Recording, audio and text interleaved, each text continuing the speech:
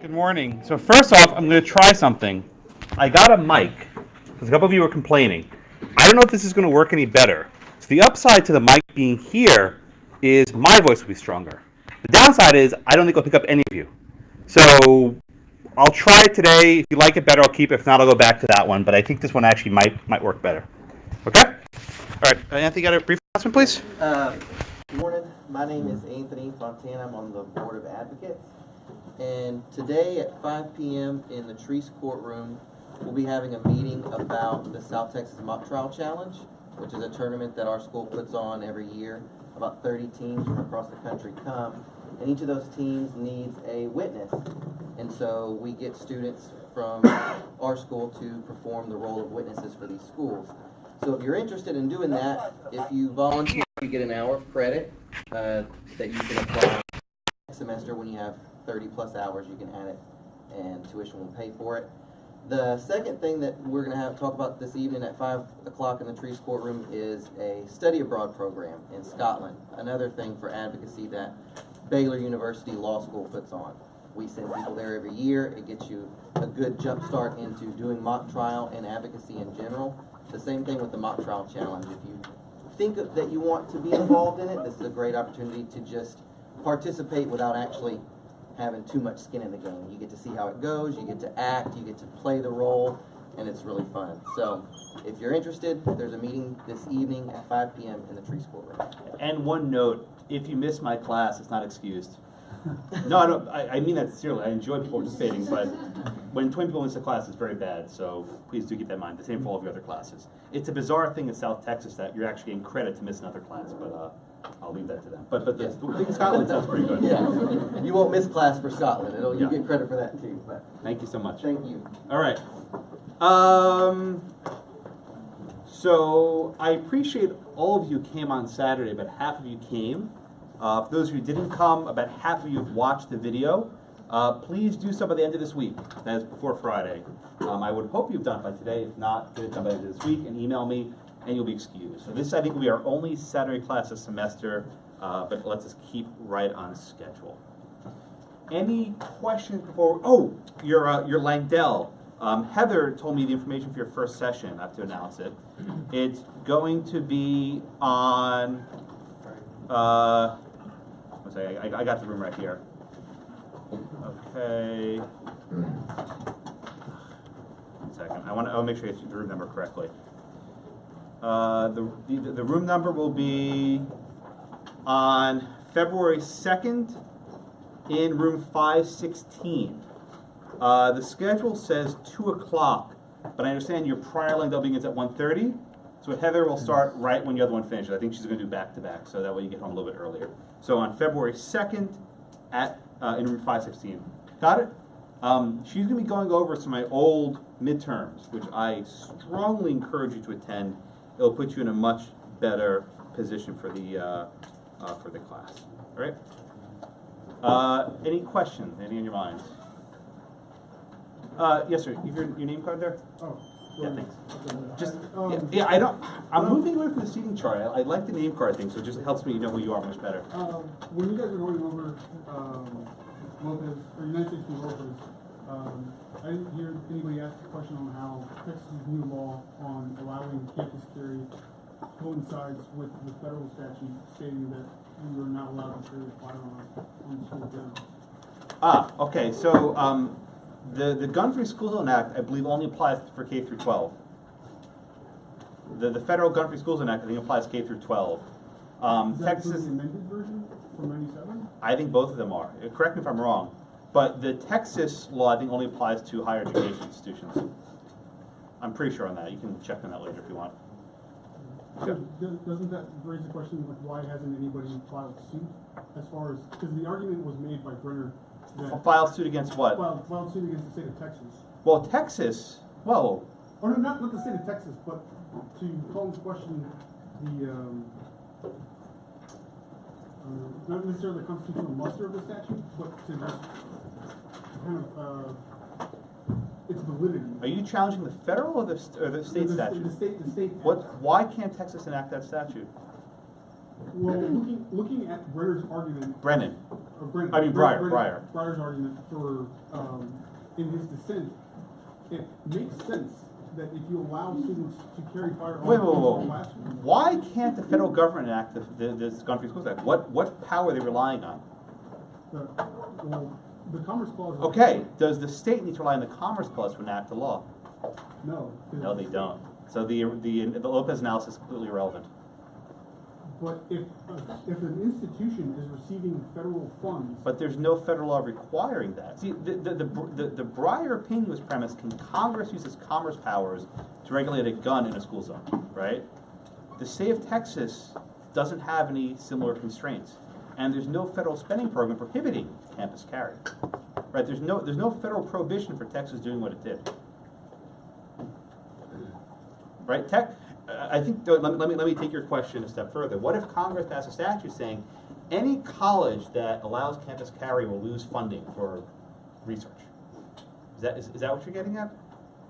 No, because then that gets into your argument that you made on another case where you're making support conditional. Right. Coercive. So let me ask you a third question. Could Congress pass a law requiring state institutions to ban guns on campus? I think the argument can be made if they could. Well, do your reading for Thursday. They can't. Congress can't tell a state to legislate. They don't have that power. Congress can criminalize something on their own, but they can't force a state to legislate. If Congress wants to send FBI agents to a school and arrest someone who's carrying a gun, they can do that.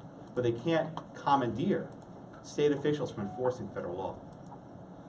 That's prohibited. Make sense? Okay, good. Other questions?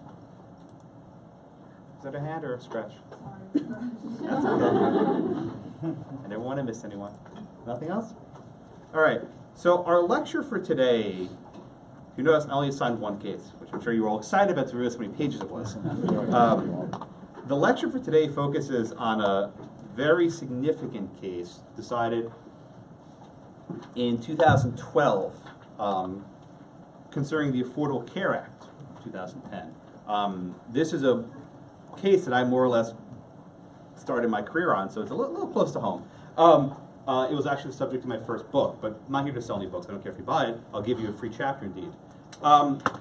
This case combines virtually every aspect of everything we've covered this semester. It's a remarkable case. It combines Commerce Clause, Necessary and Proper Clause, taxing power, spending power, and the role of the courts in our separation of powers. It combines everything in a single decision, in a remarkable decision. And unlike most cases where you more or less know what's going to happen, this one threw virtually everyone, including this guy, for a complete surprise. So it's easy enough for us to talk about it. Yeah, it's his opinions in your book. I edited it down. It's nice for you to read. But what I want to impart to you on this class is what it was like living through this case. It was a 2-year process. And I want to take you through every step. And doing so will give you a much deeper appreciation of how this case developed. And I'll start off with a little story, if I may. I graduated law school in May of 2009. The ACA passed the Senate, as we'll discuss, in December of 2009. So I didn't have law school only a couple months. And I did well enough in common law. By the way, I got a B+ in common law. If people complain about the grades, my professor's now a very good friend. I always give him crap about it. But I got a B+ in common law 1. So grades are not that important. They really aren't. Sure, this is why I don't get multiple choice, because it was a completely multiple choice exam. I bombed it. But when I was in common law, right, I graduated law school in 2009. If someone had asked me, can Congress pass a statute regulating health care which requires people to buy health insurance,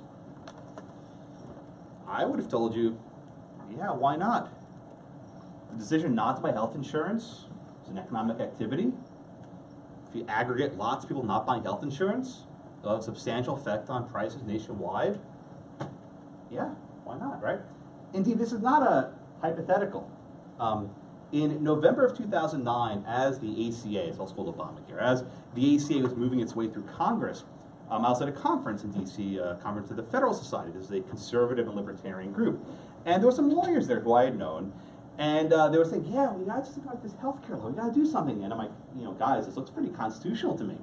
And then one of these lawyers said, Josh, you have this very influential blog, why don't you write something on Obamacare? I'm like, well, because Congress can do it, there's not really a problem.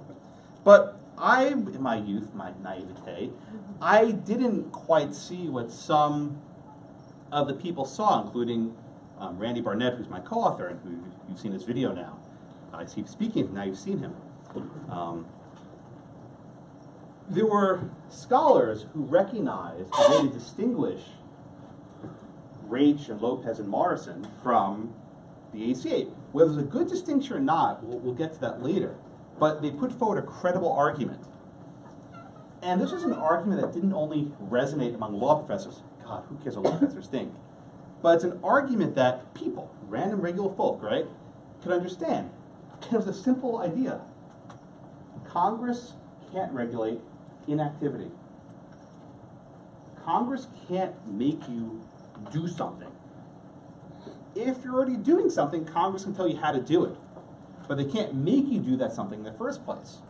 Now, when this argument first started popping up, they were ridiculed. They were laughed at. Professor said, any lawyer who puts his name to that should get Rule 11 sanctioned. Right? They said that. Anyone who puts his name on that pleading should get a Rule 11 sanction. That frivolous, right? That position ultimately garnered 5 votes in the U.S. Supreme Court.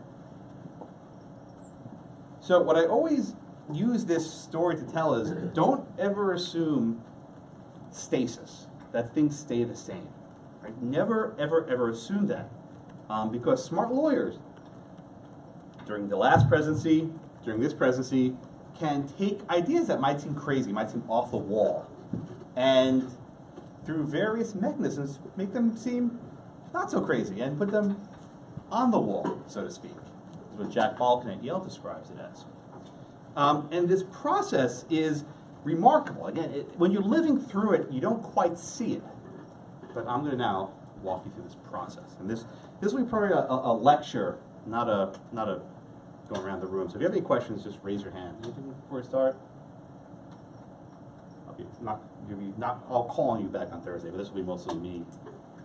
I might call people a little bit, but mostly me talking. So the ACA is truly a challenge that combined all 3 branches of government, the presidency, the legislative branch, and the Supreme Court, and they collided over the meaning of the Constitution with respect to health care and health insurance. Now, it should come as no surprise to people in this room that health insurance can be very expensive. And I always have at least one Canadian or European who's like, why don't we have national health care? Well, we don't have it here, right? It doesn't exist. There was an effort to actually bring it forward in the 90s now. Every year this question gets more dangerous. Does anyone know what this picture represents? Thank you. Yes, okay, a couple of you. Eventually, no one will know. Yes, it's just that woman who reads, who tweets about angry whatever. Oh, not bad. Whatever the phrase was. Yeah. So in the early 1990s, in 1993, First Lady Hillary Rodham Clinton was assigned to chair a task force to propose health care reform. This plan, which was dubbed Hillary Care, or the Health Security Act, if you want to be cool, would have given basically every American access to health insurance. The law, though, never made it past the initial proposal. There were a series of advertisements put on TV. These are called the Harry and Louise ads. Anyone remember these? Yeah, a couple people, yeah. That number will dwindle as I start keep teaching. The Harry and Louise ads were trying to attack this bill, and what you had was a husband and wife sitting around the table, and the husband said, I don't want this complicated government policy. I like my doctor. I want to keep my doctor. I don't want to have some sort of bureaucrat get in the way of me and my health care. These ads were so effective. In the span of a few months, the popularity of Hillary Care dropped, and it never made it into law. that was the last effort to reform a healthcare system until the inauguration of President Obama in 2009. One fun fact, in January of 2009, when the president was sworn in, January 20th, he and the Chief Justice had a little bit of miscommunication. The way it usually works is the Chief Justice says a sentence for the oath, and then the president repeats it, and the chief says a sentence. The problem was they're both very smart people, and they both memorized it. So Obama didn't actually need to hear the cue. The problem was Roberts broke at different points. They started talking over each other, right? And it was a disaster, right? These are both very, very smart people. So what ended up happening was they did a do-over the next day. Lest there was any doubt that he was actually sworn in as commander-in-chief, the next day at the White House, they did a do-over. There was actually litigation brought by a service member who complained that Obama was not the true commander-in-chief because his oath was not valid. It didn't go anywhere. But I swear, constitutional law matters, my friend. Indeed. Obama shares a record with FDR as the only president to take the oath of office 4 times. I mean 4. Well, he did it twice there, right? He did it twice there in 2009. In 2013, January 20th, which is inauguration day, fell on a Sunday. You can't hold an inauguration on a Sunday. So he did the real oath on the 20th on the Sunday, and he did a fake oath the 21st. So he had the oath 4 times. Okay. He holds that record with FDR, the only 2 terms in office. And one of President Obama's primary initiatives in office was going to be health care. And the bill became known as the Patient Protection and Affordable Care Act. Now, no one calls it patient protection, that just dropped out. So now people just call it ACA or just Obamacare. Now just a brief note on the word Obamacare. Depending what time we're in, it's either offensive or not offensive. When the law wasn't doing so well, they said, don't call it Obamacare. And the law was doing well. I was like, yeah, we're going to embrace Obamacare. So it goes back and forth. I labored over whether to use a phrase, and I've come to peace with Obamacare, but I'll stick to ACA for class today. The process, though, wasn't only political. And as I mentioned, in October and November of 2009, there was strong political opposition to this new law, but there was also a constitutional dimension to the ACA. Was this law within Congress's powers? And I mentioned at the outset, it's not enough to persuade some law professors, right? Persuade some law professors that the law is valid. That's not enough, okay? You have to actually persuade the people. You have to persuade the people that the law itself is valid. And there was a group that popped up. You know, it wasn't actually during the Obama presidency. They actually popped up at the end of the Bush presidency. A group known as the Tea Party. You don't hear about them much anymore. They still exist. They're around, but they're not quite as prominent. And the general mantra of this group was opposing big government, and whatever form, you could argue specifics. They opposed big government. And very soon this group latched onto the ACA, the Affordable Care Act, as the target, right, the basis of their opposition. And they not only argued that the Affordable Care Act was a bad law. They did, right? They hated it, right? They didn't want it. They also argued that it was unconstitutional. And when various social groups, movements take on an argument, and they say that this is unconstitutional, that makes the argument a little bit different, right? This is not a mere policy dispute. This is actually a legal argument. And throughout American history, various groups have used similar methodologies, right?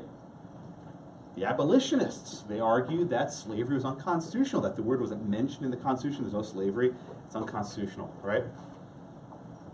Suffragists, they looked to the 14th Amendment. All persons shall not be denied equal protection of the laws. That means women can vote, right? Various groups have looked to the Constitution to animate their motives, and this is one of the most prominent examples in recent memory of this actually working. And as the Tea Party grew, it grew and grew and grew. So much so that in March 2010, I think there were 20,000 people marching on Washington opposing the ACA. This was the day it passed House. I was in D.C. that day by chance. I wasn't at the rally, but I walked around. I took some pictures. One sign I'll never forget. One sign. This guy had a sign It said overturn Wickard v. Filburn. And I was just stunned because, like, you know, before law school, had any of you heard of Wickard v. Filburn? No, I had not. I didn't know what Tel Wickard was. And this guy was walking around, I think he was between the Capitol and the Supreme Court, if I remember correctly, saying overturn Wickard.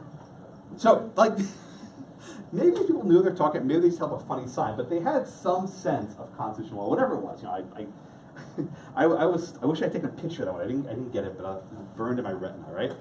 So, the constitutional arguments were germinating at the time. But politically, the opposition to the ACA had no legs to stand on. Okay? Why?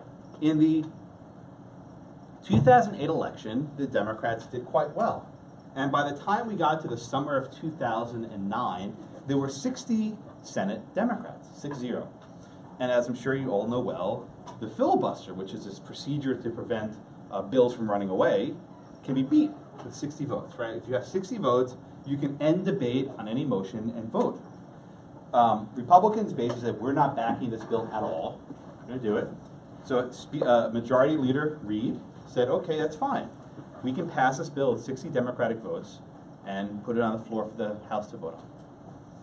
So this was how the ACA, grossly compressing, made it through the Senate. The actual bill is about 2,700 pages long. You think anyone actually read the bill if they voted on it? No one actually read it. In fact, Senator Max Baucus, who chaired the Finance Committee, admitted, I don't read bills, I pay people to do that for me. Okay, so one day maybe one of you will work for Congress, and you can read a bill your member votes on. It's a lovely design. But in fairness, reading a 2,700-page bill in a fairly short time is impossible. You're not going to get it. So, whatever. No one actually read the bill. It passed on the Senate on Christmas Eve 2009, December 24th. Oh yeah, Kenny. Do the Supreme Court justices just read like the relevant parts of the bill, or did they have to? So during the arguments, Justice Scalia made a joke, and he said it would violate the 8th Amendment to make someone read the entire Affordable Care Act. It'd be cruel and unusual punishment. There are people who've read the entire bill. I know them. They do exist. They're sadists of the worst sort. I gladly read. I have not read the entire ACA. I've read chunks of it, but it's a really long bill. Lots of it. I mean, it's very hard to read either. It's not like an opinion. It's like insert these words at this line of this bill, right? Delete these provisions. I mean, you can't just read it straight through with like a cup of coffee. There's a lot involved. Anyway, the bill passed the Senate December 24th, 2009, Christmas Eve. They never voted on Christmas Eve, but they had to get this done. Why? Once they get that first 60-vote block done, they would then send it over to the House. At the time, it was expected the House would make a lot of changes. Right? The House was where the juice was. That was where the more progressive members were. They were going to drive this process. So you pass it in the Senate, send it to the House. Let the House make some changes. You send it back to the Senate, accept it, and the President signs it. Right? That was the bicameral process I had in mind. That was not meant to be. As it would turn out, the 2,700-page version was basically a draft. Right? It was never meant to be final. Everyone knew the House was going to totally change it. They couldn't. Why? The previous summer, Senator Kennedy of Massachusetts, a Democrat, had died. He'd been sick for a long time. He passed away. The governor was able to appoint a replacement, and the replacement voted on Christmas Eve for the ACA. However, in January of 2010, a special election was held to fill the seat in Massachusetts. A Republican won that seat. His name was Scott Brown. This drastically changed the process because the Democrats had not 60 votes, but 59 votes. And with that, they could no longer break a Republican filibuster. At this time when Scott Brown won, a lot of people in Congress thought, uh-oh, we're screwed, right? We decided to go this alone, 60 votes, we lost our 60th vote. We're done. Not so fast. In the House, Speaker Pelosi decided we can go forward with this, right? They basically said, all those changes we're going to make, we're not going to make those changes. We're basically going to vote on the Senate bill with a few small number of changes, right? Nothing significant. And we'll just go ahead with what we got. Okay. The December 24th, the Christmas Eve bill, that was a draft. It was never meant to be final. But the Affordable Care Act we have today is the draft, right? The bill that controls, like, was it 12% of the U.S. economy was never meant to be final. Okay. The Republicans can do nothing to stop it because there's no filibuster in the House. There's nothing equivalent to it. So after politicizing and making a big fuss about it, the bill passed the House. Okay? And it was this process called budget reconciliation, which I don't want to bore you with, but it allows both parties, both houses to pass different versions of the bill and then vote in each other's bill. It's a complicated process, but lets you bypass the filibuster. No matter. March was the 23rd, 2010. That was the day I was in D.C. for that rally. I was there for something else, but I did walk around the rally by chance. So it was fortuitous I was there. The bill passes fairly late at night, about 10 o'clock at night, 11 o'clock at night, by a vote, 219 to 210. I'll do quickly, I'm going to make it 0. It was a straight party line vote. In fact, about 3 dozen Democrats voted against the bill. I think a lot of the problems with the ACA stem from this very scene, this very initial vote, because people said, I have no part of this, I have no problem with trying to kill it, which a lot of people probably still want to do. We'll get there later. But the bill passed, and it goes to the president's desk for a signature. Now, one fun fact. You see over here with all these pens? Okay, why are there so many pens? These pens are given out as mementos, as tokens, right? So the president signed his signature with about 35 different pens, right? Each stroke of his signature is a different pen. He hands them out to museums or wherever else. So it takes him a very long time to sign the damn thing, right? Trump just uses the marker. It just doesn't matter. Did you all see the video I sent at the very end? He just, whatever. By the way, State of the Union tonight. Just watch it. It'll be fun. But anyway, so Obama signs it, and with this, I think there's 30 pens. I have to be off on the number, but there's a lot of pens. And the worst one is the O. The O is 4 different strokes, and it looks very choppy. But he said he actually got better. Yeah, but this time last year when Trump was first coming in and he was signing a bunch of, whatever they call it, each one was a different pen. He gave them out as gifts. Oh, did he use the pen? Yeah. Okay. And it was like 20, 30 different yeah. and then he would pass them out. Then yeah. But for the tax bill, he used the magic marker. Executive Sharpie. Very good. Thank you. Yeah, but they, like the Smithsonian wants one. They send to museums. Okay. So at this point, the president's smiling. He's all happy. Like, yeah, I passed healthcare reform. I'm awesome, right? But the legal challenge is only getting started. If any of you ever go to law firm this summer, or maybe after your second summer, you'll learn about speed in litigation, right? And you've heard this phrase, race to the courthouse, right? Race to the courthouse. This was a race to the courthouse unlike any other I've ever seen until the travel ban, right? But at that point, within 8 minutes of Obama signing the paper, lawsuits were filed challenging the ACA. Maybe it was 10 minutes. I'm pretty sure I was right around under 10 minutes, right? Lawsuits were filed right away.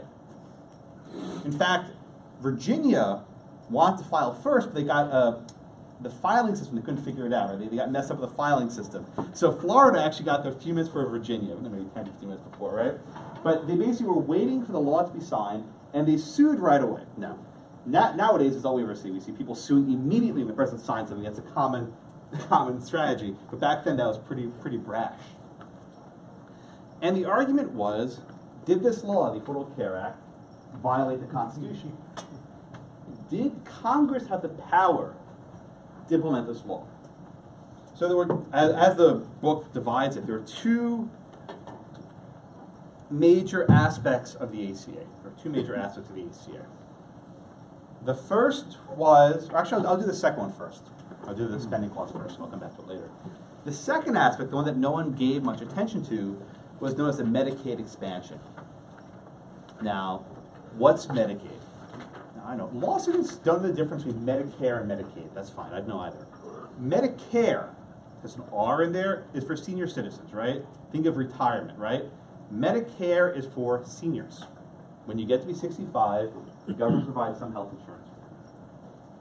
Medicaid, D, with a D, is for poor people and people with disabilities and other conditions, right?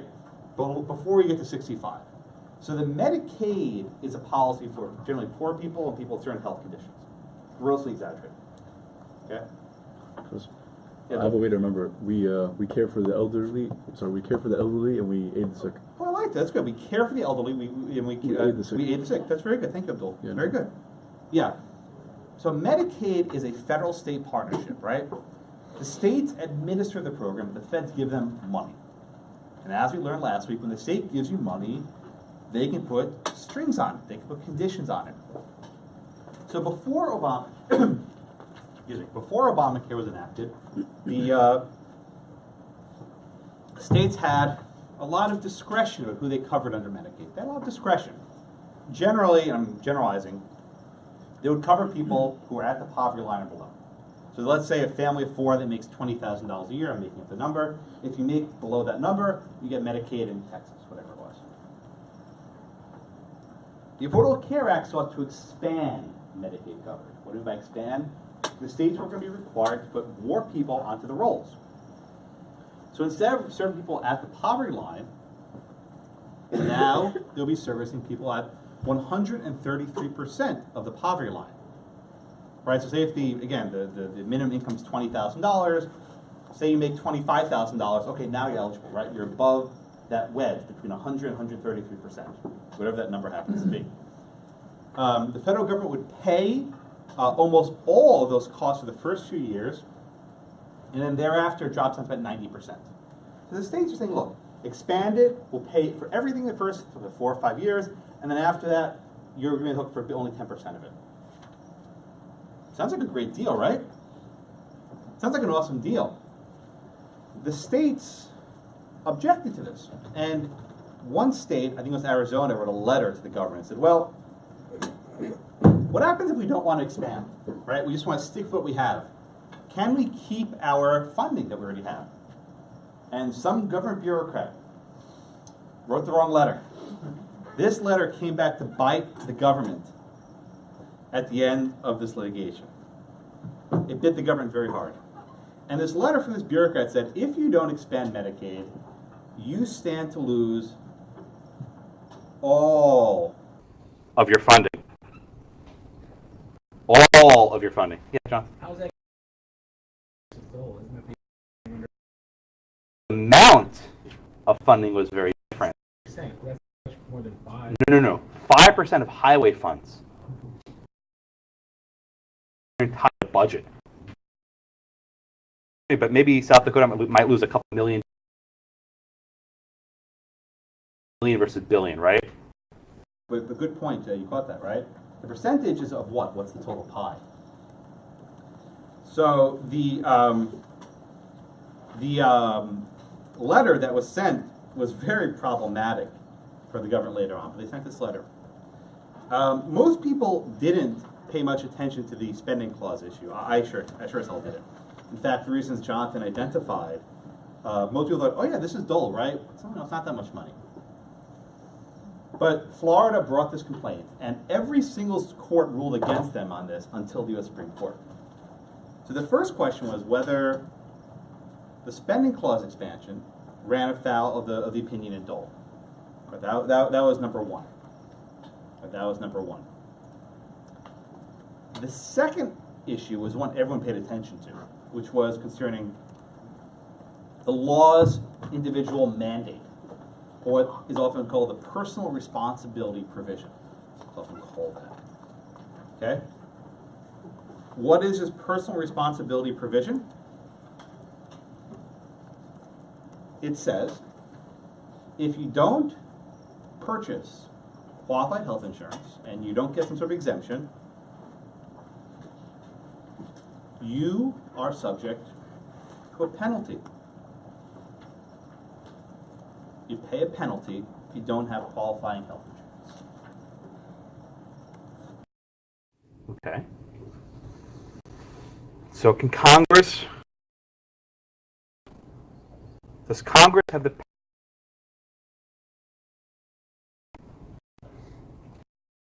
asked me this exact question in November of 2000. Smart-ass law student, right? I was like, see it. So we have several cases to talk about. We've talked about this last week, right? Our favorite. Where could we And as you recall, Wickard involved a case. Too much wheat, right? Oh, too much wheat.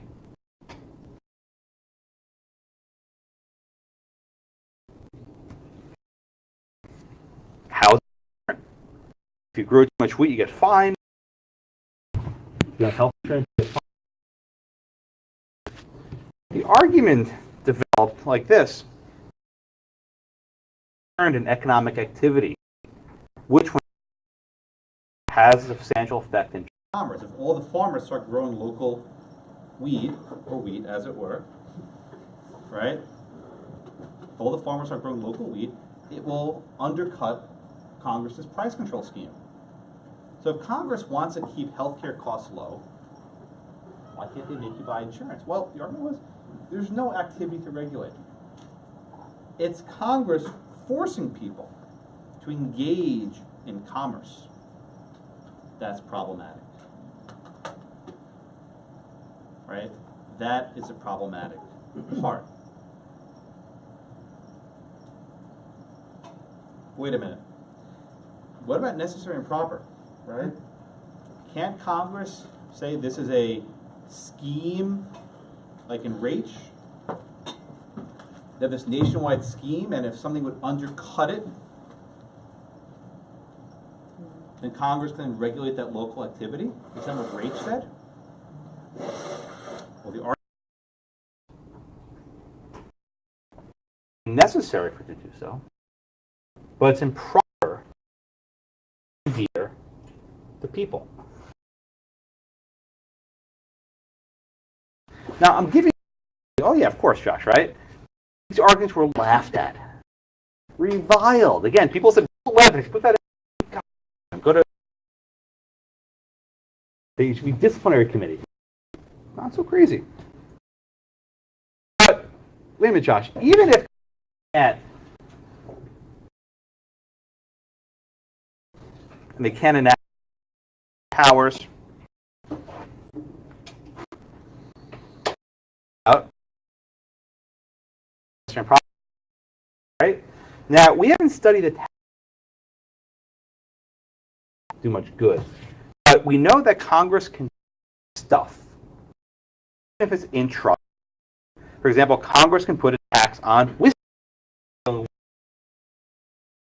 Congress can tax whiskey. So why can't Congress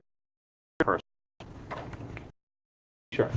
We do it all the time. People who buy certain we use order incentivize various. So why can't we do that?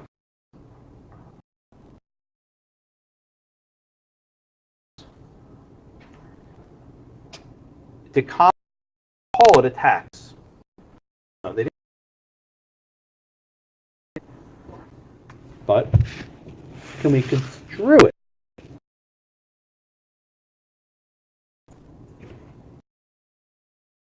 This makes me. Every year I read this case differently this year. It hasn't happened yet. You think I'm joking? But yeah, Brian.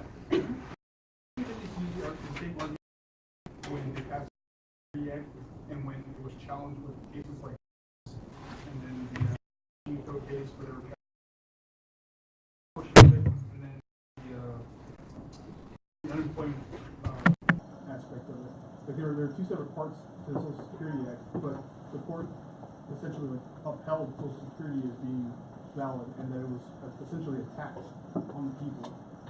So there's a good story I recount in my book. Can you imagine this? I'll answer your question in a minute. The Roosevelt administration was considering having some sort of an old age pension, what we now know as Social Security. And they were very divided about how to draft it in Congress for it to survive Supreme Court review.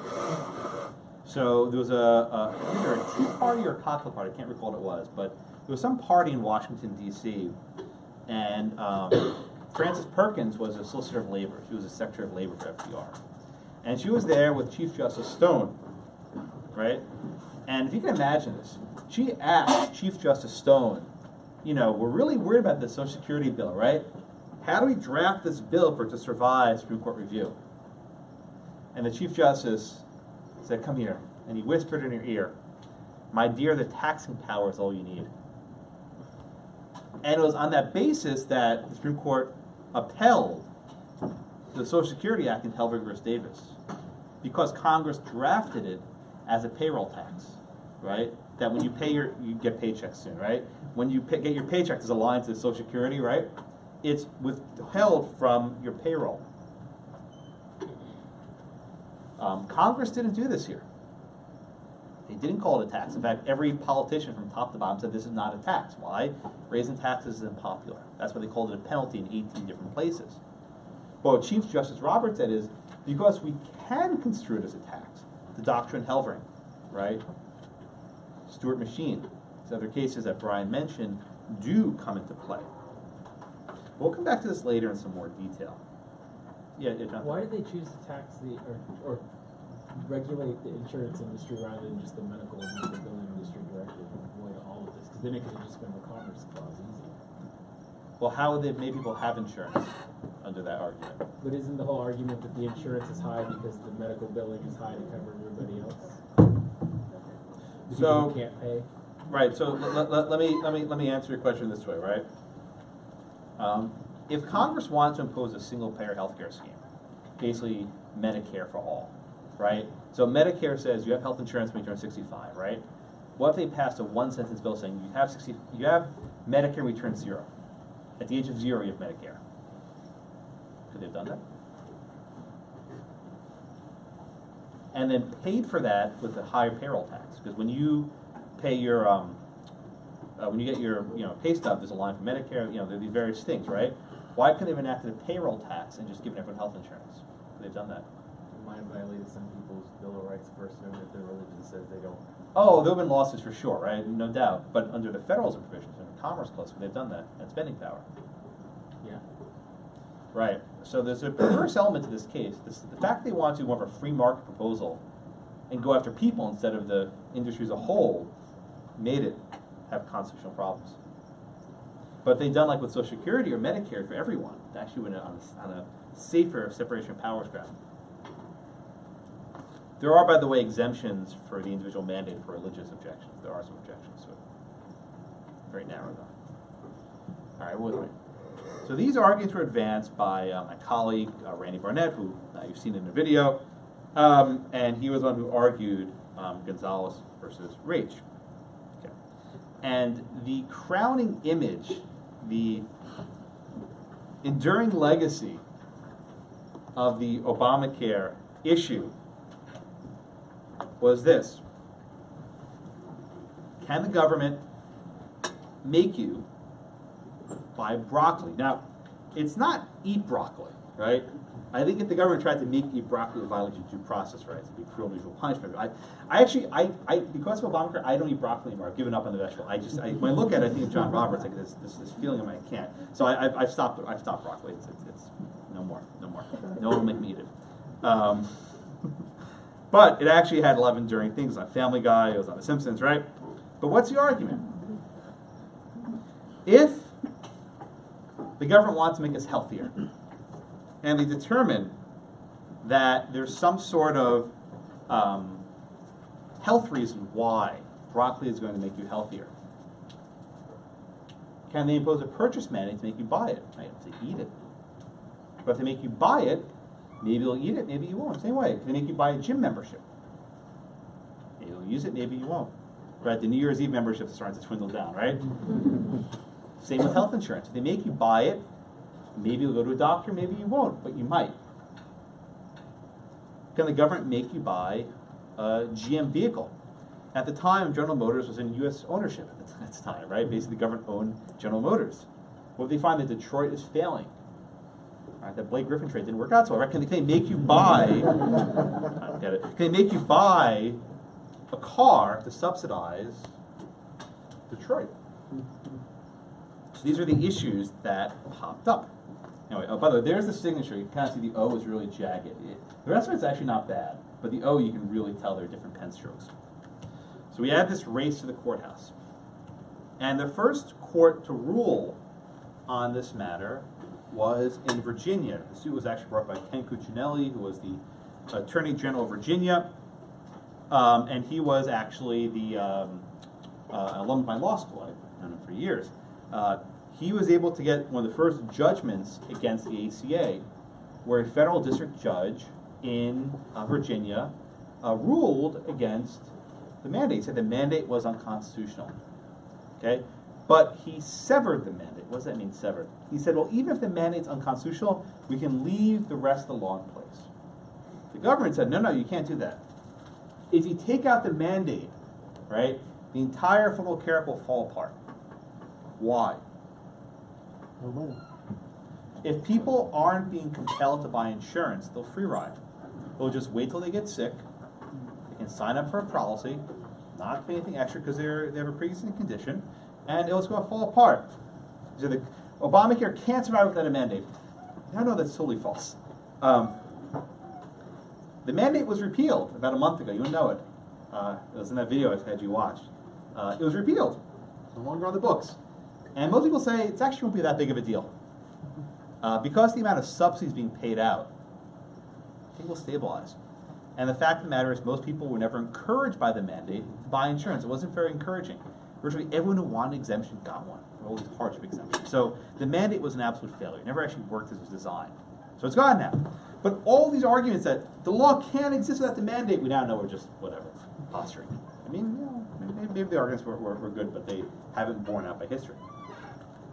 Both this, the president was not happy because his signature achievement was just halted in the courts. And it was fairly unpopular. It's only now, in the last year or so, creeped up about 50% popularity. Okay.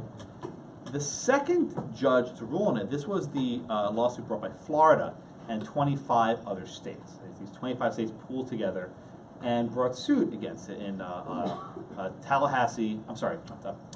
Pensacola, Florida. Now, Florida's Attorney General is in Tallahassee. Why didn't they bring suit in Tallahassee? Why did they go to Pensacola? The bench is a little more friendly there. They thought they were more likely to draw a judge who would be sympathetic to their arguments. One of the most important lessons lawyers can learn is forum shopping. There's nothing wrong with forum shopping, right? Forget Erie. You are encouraged to forum shop as much as you want. To the extent that you have a choice of venue in different states, you have a client. Your client wants to win. You forum shop. So I don't hold it against Florida for filing in Pensacola. I don't hold it against Texas for filing suit in Brownsville. I don't hold it against California for filing in San Francisco. It's rational. It's completely 100% rational. Judge Vinson in Florida held that not only was the mandate beyond Congress's commerce powers, it cannot be severed. He said the ACA is like this Swiss watch, and you can't take out just one piece. You have to take out the entire thing. So you had a judge now who ruled that this was beyond Congress's commerce powers to engage in this act. The president, again, was not very happy because you had two judges who ruled against the signature law. As you know, the case now goes to the courts of appeals, and it will be argued in 4 different circuits. The 6th Circuit, which is Michigan, Ohio, Kentucky, Tennessee, that's where I pay the clerkship. The 4th Circuit, which is West Virginia, North Carolina, South Carolina. The 11th Circuit, Alabama, Georgia, and Florida. Not in the 5th Circuit. Texas lost out on that one. They followed from Florida instead. And in the little bitty DC Circuit, you can't even see it, which is the District of Columbia. Like 4, I think, or 4, yeah. The case will be argued primarily by Neil Katyal and Paul Clement. Neil Katyal has gained a lot of fame in the last year. He's the leading lawyer in the travel ban cases. He'll argue at the Supreme Court probably in 2 months or so on behalf of the state of Hawaii. And Paul Clement was George Bush's Solicitor General, became the hired gun for conservative constitutional litigation. Clement is probably the best lawyer on earth right now. If you want to listen to really good arguments, listen to him. They're spectacular. I don't know how he does it, but if you want to be good, emulate him. He's really good. The first argument in the 6th Circuit, which actually was held and decided before I got there, so I have no inside information, the court ruled in favor of the government. One of the opinions, though, was by Judge Jeff Sutton, who was a Bush appointee, where this strange opinion where he said, because the ACA doesn't require everyone to buy insurance, right? Some people already have insurance. We can't consider it, right? We can't strike it down because it doesn't impose a mandate on everyone. That is, because it might be constitutional for some people, we can't strike it down for everyone. Very strange argument. He did not want to resolve this case in the merits. I don't like it very much, but no one paid much attention to it afterwards. Anyway, Obama was happy. He got a victory. The next one, though, was the big show. You take a victory over it can get, right? The next one was the big show. This was the one in the 11th Circuit, Atlanta. And this considered the appeal from Florida, right? The Florida appeal. This had 25 states backing it. This yielded a victory for the challengers. And it was frankly stunning with how it worked. Okay? What happened? In a joint opinion by Judge Frank Hull, Frank is a female name, and Judge Joel Dubina, the court found that the mandate was unconstitutional. Why? It was not a regulation of commerce. It was not a regulation of commerce. Instead, it was compelling people to engage in commerce. And therefore, it could be distinguished from prior precedents. It was not governed by Wickard, nor was it governed by Raich. The significance of this decision, though, right, is that you now have what we call a circuit split.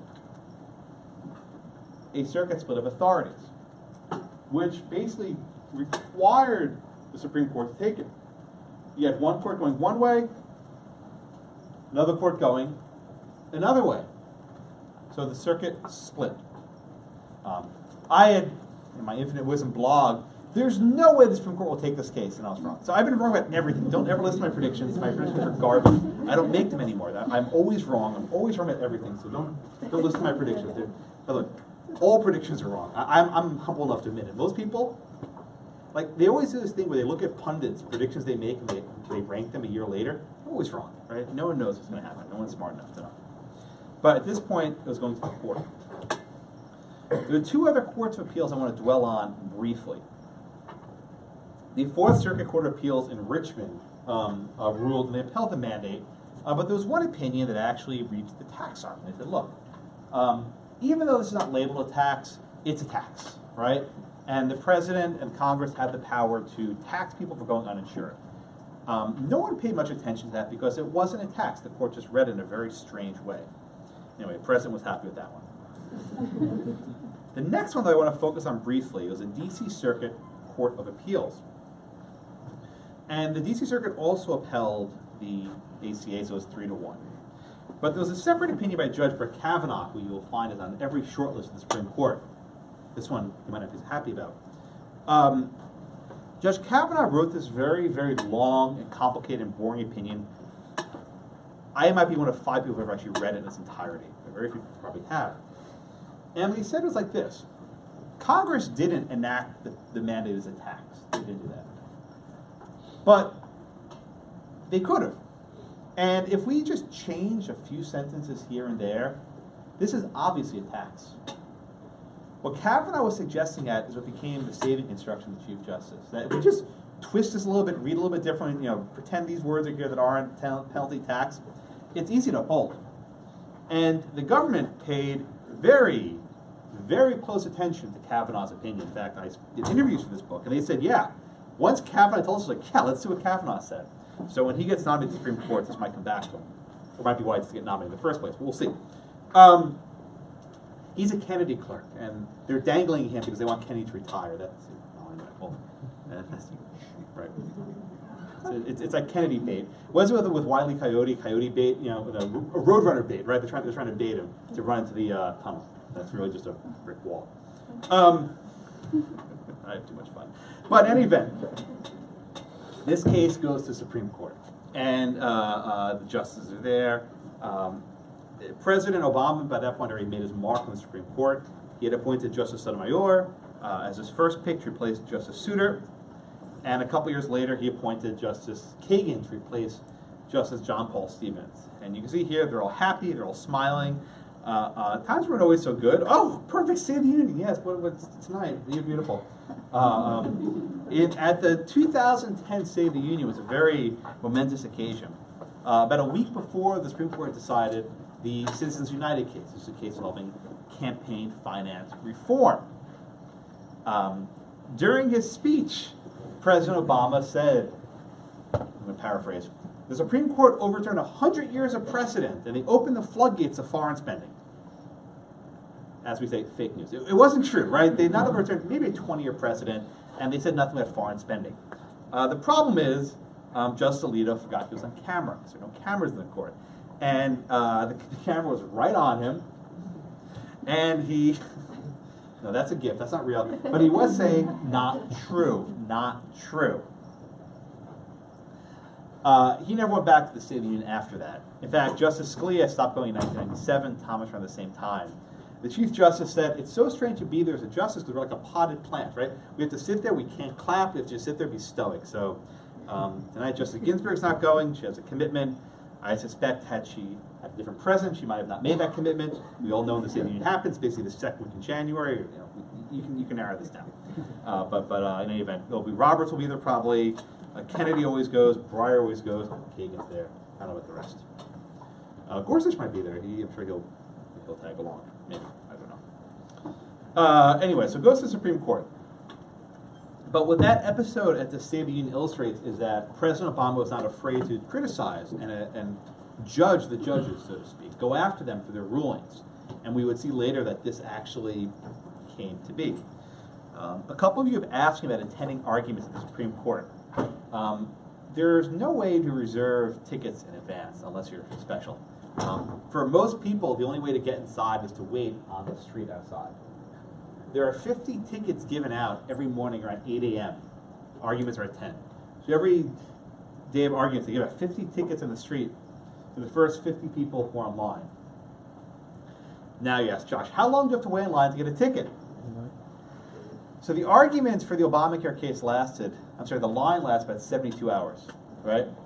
So you'd have to get to D.C. about 3 days in advance to get a seat at the arguments. 3 days in advance. That's a lot. For the same-sex marriage case, I think it was about 4 or 5 days for the first person online. It's cold in D.C., right? I've done the wait my fair share of times. It's not fun. And in fact, I actually once froze my butt off. It was 2010.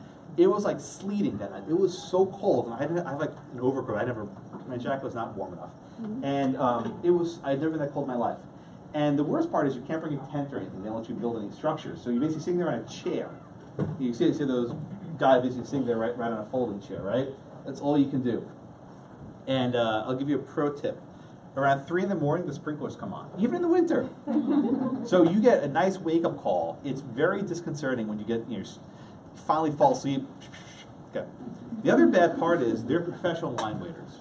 What do I mean professional line? People pay someone to wait online to save them spots. That way they don't have to actually get cold at night. Okay. Usually these are homeless people. It's actually really sad. They're getting taken advantage of, right? They might be paid like a few bucks, and then the agency bills a few $1,000s for the seat. It's actually a really bad situation. The Supreme Court can't do much about it, at least in the public line. But the bad part of the line waiters is that often one line waiter saves about 2 or 3 spots. Oh. So one time I was number 40, give or take, on the line, and I closed my eyes for 20 minutes, and I woke up, and I was like number 47. Because, people save multiple spots. So I almost didn't get in. I've always gotten in. But now, and same for you, if you're a member of the bar of your state for 3 years, you can be admitted to the Supreme Court bar. Okay, if you want, in 3 years, I'll sponsor you, my pleasure. But you can sponsor admission to the Supreme Court bar. So there's a special line for members. It's still long, not as long, but you get in usually a little bit easier. But I didn't go to the arguments that year. I was actually working at a real job. Now, so I had to watch from home. Wait a minute, I can't watch, right? There are no cameras. There are no cameras, and there's no live stream either, right? They release the audio the same day. On rare occasions, they did it here. But on rare occasions, they release the audio on the same day. But there's no way of recording what goes on inside. Instead, you have only drawings. So here's a better picture of the line. You see people basically soaking wet. They're in slickers. They're, these. You can't have a tent. You can't pitch a tent, but you can have a tarp over you. That's like, the closest you can get. It's basically drape tarps over themselves. It's a very uncomfortable place. And also, the Supreme Court police will not enforce order. Irony, right? You say, he cut me in line. It's like, all right, whatever. So there's no norm to enforce it. It's a very dangerous place to be. I mean, no one's going to rob you, but you're going to lose your spot, and you'll wait there for 4 days and not get in. The nearest bathroom is at a 15-minute walk. It's at Union Station, which is open all night, but you might lose your spot. So, I managed each time I was there, but it's tough. Now I don't have to do that anymore, thankfully. Anyway, so the arguments for the Obamacare case were somewhat novel. Usually cases get 1 hour. Right? Most cases are argued for 1 hour. The Obamacare cases had almost 6 hours of oral argument time scheduled. That much time hadn't been allotted, I think, since the 50s or 60s. It's a very long time. And there will be 3 days of argument. Okay, so let's get these straight. Day number 1 was the taxing power. Day number 1 was about the taxing power. Day number 2 was about commerce and necessary and proper. Right, so day 1 is taxing, day 2 is commerce and necessary and proper. The third day concerned the Medicaid expansion and this issue of severability, right, whether you could chop off the mandate for the rest of the argument. There'll be a double header. They have arguments in the morning on severability, and in the afternoon they do arguments on Medicaid expansion. This was a marathon of preparation, and only a handful of lawyers argued the entire thing, which is amazing, right? Paul Clement, I think, had 3 of the 4 arguments, or maybe 2 of the 3 arguments. It was really stunning. And the case will be argued before the 9 justices. Again, no cameras, so this is all you got, right? This is the only thing I can show you what happened inside the courtroom. Just see what's going on here. The justices sit over here. They're in seniority order, so the chief is in the middle, and the most senior associate, Sebelius, to his left, and then Kennedy, and then Breyer. I'm sorry. Scalia, Kennedy. It's not right. It's not right. That's good. No, I don't get for examples. Anyway, you guys aren't lining up anyway. But always at the end, the most junior justices, Sotomayor and Kagan, are always at the end. The most junior at the end. I'll figure out later. The press sits over here. The bar sits over here, and the lawyer arguing stands here. See a little left turn right there. It might look huge in this photo, but it's really tight. I mean, you're like squished so close. The lawyer is maybe 4 or 5 feet from the bench, and just think of your peripheral vision. You can't see the people on the wings without turning your head. So there's a lot of mechanics to even argue there. It's a very tight, close room. This picture does not do justice. I mean, it's like I've sat in the front row before. I'm maybe 2 feet from the lawyer arguing. It's really close. So again, day number 1 was this guy, Solicitor General Don Verrilli, and Paul Clement arguing for Florida, the NFIB.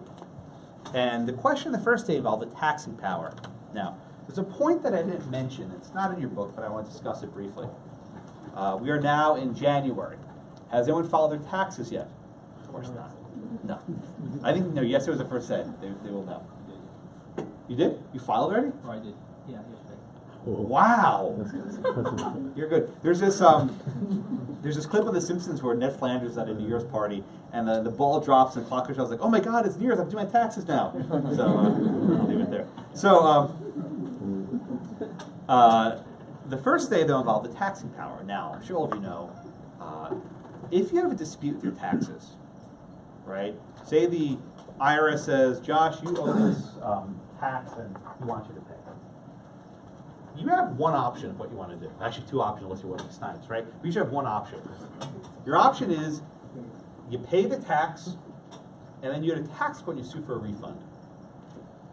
You are not allowed under the law to say, you know what? I'm not paying my tax now. I'm going to sue the government, litigate this for 9 years, and maybe I'll pay it later, right? Could you imagine how our tax system worked if we could do that? It'd be a disaster.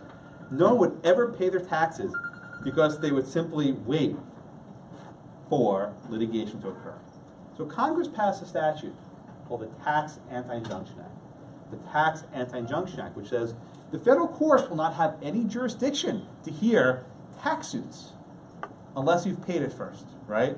You have to pay your fee and then seek a refund. If you're right, you get a refund, you even get some interest on it. But you can't go right to court. If the Affordable Care Act's mandate was actually a tax, no one would pay it until 2014, right? It didn't go into effect until 2014. This lawsuit was argued at the court in 2012. So wait a minute. How can you challenge a tax in court if you haven't paid it yet? How can you challenge a tax in court if you haven't paid it yet? The simple answer is you can't. So this is where the court's opinion makes me sad every year. Okay, follow me here. The government argued that for purposes of the Tax Anti-Injunction Act, it's not a tax. Right, just follow me here. For purposes of the Tax Anti-Injunction Act, it's a penalty. It's not a tax. Therefore, you can challenge the court now, and you don't have to wait till 2014. Now, Josh, what the hell do you mean? Why would the government argue this? Why don't they just want to wait till 2014? Because Obama might not have been in office. No one knew what was going to happen with the election. What if the next president said, you know what, screw it, we're not going to enforce this tax, let's get done with it. They want to resolve this now in 2012, about 3 or 4 months before the election. So the government argued for purposes of the Tax Anti-Injunction Act, it's a penalty. But for purposes of the Constitution, it's a tax. Again, let me explain this to you one more time. For purposes of the Tax Anti-Injunction Act, it's a penalty. The same provision is a tax, though, for the Constitution. Again, for the Anti-Injunction Act, it's a penalty. For the Constitution, it's a tax. That was Don Verrilli's argument. You are all laughing, but that is the basis of the Chief Justice's opinion, which almost everyone missed. I missed it. And all was like, oh, is that what he was doing? And if you go back and read the arguments from the first day, the very first day, Verrilli's making this point saying they're different. And that the court doesn't have to read it the same way. That Congress can describe things one way for a statute, and the court can read it another way for the Constitution. Joanna? Yeah, did anyone move for a Rule 11? You're funny. Or It's a brilliant argument, though. This was Brett Kavanaugh's argument. This was what Judge Kavanaugh suggested, right? This wasn't sanctionable. I mean, look, I'm going to defend it. I think it's crazy, but I'm going to defend it for you, right? We can be lawyers, we got to do both sides.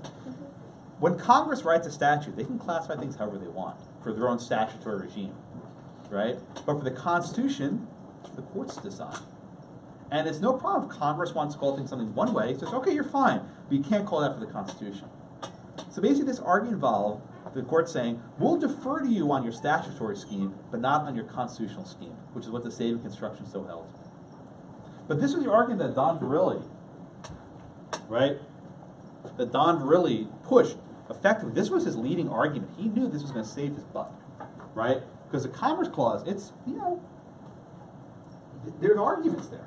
But this one they can be saved on. So in day number 1, he effectively argued that there is a penalty for purpose of the Anti-Injunction Act, here the case now, but it's a tax for purpose of the Constitution, here and just resolve this issue now. Yes, sir, David. What was this Anti-Injunction Act? It's a law that prevents you from suing on a tax debt until you've actually paid it, right? You have to first pay the tax, and then you can go to court to seek a refund. You can't sue it at the first instance. Yeah, Jonathan? So that's what he's talking about on page 317, the holding from Robert versus Holden, I guess. But doesn't it have to be consistent throughout the entire case? Well, according to the saving construction, no, it doesn't. That for a statute, you can read it one way, but for the Constitution, read it a different way. But it's the same case, so shouldn't you be consistent within the case? Nope. That's Robert says you don't have to be. That because you have I'll get there in a minute, but to answer your question, you have an extra oomph, an extra duty to uphold it on constitutional challenges. There you might be able to do something a little bit different than the first statute. But now you see what this opinion makes me sad every year, right? When I read this, like, don't do it, Roberts, don't do it. You know, save me, your only hope, right? But no, it never happened. Always goes to the dark side. Anyway, so the argument for the first day went very well for the government. They got that point across. The second day, though, didn't go so well for the government. Now, why do I have a glass of water on the screen? I'll explain to you. If you ever have an argument for a court or a judge or whatever, don't drink immediately before you go up. Why?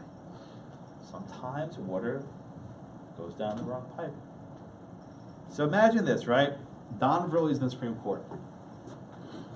The most important argument of his life is the mandate within Congress as commerce and necessary and proper powers. Like the most important argument ever. He gets up there, takes a sip of water. You can hear it in the recording. He says maybe a sentence or two, and then it goes silence. Silence. You hear this clinking of glass. He takes another drink of water. He was literally choking. The dude couldn't breathe. The water went down the wrong pipe. Can you imagine this, right? Just think about it. You're arguing the biggest case of your life, and you can't get a damn word out. Because you can't, it was silence. I counted about 6 or 7 seconds, maybe you counted differently, but I mean, that must feel like a lifetime to that, right? A lifetime. But let me now tell you, the mark of a professional advocate, he drank some water, right? He then repeated his opening verbatim. He had his opening statement committed to memory. Verbatim. So even after he choked, I mean, not like he literally choked, he resumed his argument as if nothing happened.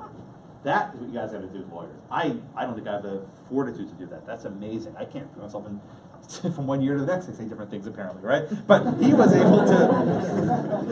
able to repeat verbatim exactly. You gotta laugh at yourself. He can repeat verbatim exactly what he said. So that's impressive. His feat on the second day was a little bit different. Okay? So the entire time we've been talking about, is the mandate constitutional, right? Is the mandate constitutional? Really went in there and made a different argument. And I want you to follow me here. He said, ready for this? There is no mandate. What? He argued, there is no mandate to buy health insurance. What do you mean there's no mandate? We've been arguing for like an hour. When we talk in this case, he says, there's no mandate to buy health insurance. The law doesn't require you to buy health insurance. Instead, it merely taxes you for going uninsured. Wait a minute, Josh. Wait a minute. No, that doesn't make sense, right? There's no mandate to tax you for going uninsured. What the hell is the difference? I'll tell you the difference. The government, when they're regulating, can penalize you for doing something, right? If you pollute, if you dump some, oil in a stream or something, right? They can pollute, they can fine you, they can penalize you, no problem there. What if you're not doing anything at all? You're sitting around on your butt at home watching TV, right? You're not doing anything. Can they fine you for doing nothing? Now, the dissent and the majority argue about that. I'm not concerned with that quite yet. But the question is this. Can they tax you for merely existing as a person? And the answer to the question is yes, they can. Congress has the power to tax you for merely being a person. Now, this is different than income tax. Income tax comes when you earn a salary. But Congress can impose what's called a capitation, right? Basic cap, like head, right? They can impose a tax on every person. It's basically based on population. So what the Solicitor General argued is, there's no mandate here to buy insurance. Instead, the government will simply tax people who lack insurance. Now, there are a lot of problems with this argument, which Roberts bypassed along the way. But the argument is this. It's called a penalty, right? We already said in the first part of the opinion, it's a penalty for this Anti-Injunction Act. But is the court obligated to read it the same way for the Constitution? Roberts says he is not so obligated, right? That this Blodgett case Jonathan mentioned a minute ago, right? That courts have an obligation to read statutes in a way that they are upheld, not such that they are invalidated. Everyone with me, right? That they have an obligation to read it in a way that will be upheld. Okay? What about this title that says requirement to buy insurance? Well, think of it this way, right? Usually when Congress imposes a law, let's say you can't dump oil in a stream. An easy one, right? Usually Congress doesn't exempt people from that law. It doesn't say you can't pollute the stream unless you're a Native American, you're sick, or you're poor, right? Congress usually doesn't exempt people from requirements, but the ACA has a lot of requirements. So Robert says, would it make sense to exempt some people from a requirement? No. Okay. And then there's the method of how this money is being paid. It's paid to the IRS in the same fashion as you would your income tax. So Robert says, it looks a lot like a tax in the way it's paid. And then here comes the key. Can the government throw you in jail for not having insurance? This was the key representation that Verrilli made. He said no. There are no consequences for going uninsured beyond paying the penalty, or tax, whatever it is, right? The only consequence is you have to pay this penalty, right? If you don't pay your taxes, you might go to jail. But the act of going uninsured is itself not the basis for any punishment. So Verrilli made these arguments with Roberts sopped up, right? Like a puppy with a bowl of milk, right? He just took them. Right? This wasn't Roberts. It was really Verrilli and Kavanaugh who made this up. Okay?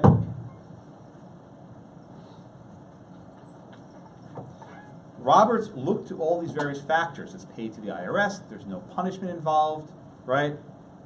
You can read it reasonably as a tax as the basis for a saving instruction. So, to answer the study guide question, did Roberts hold this was a tax? No, it was not. But he read it as a tax in order to uphold its constitutionality. And that's the critical point.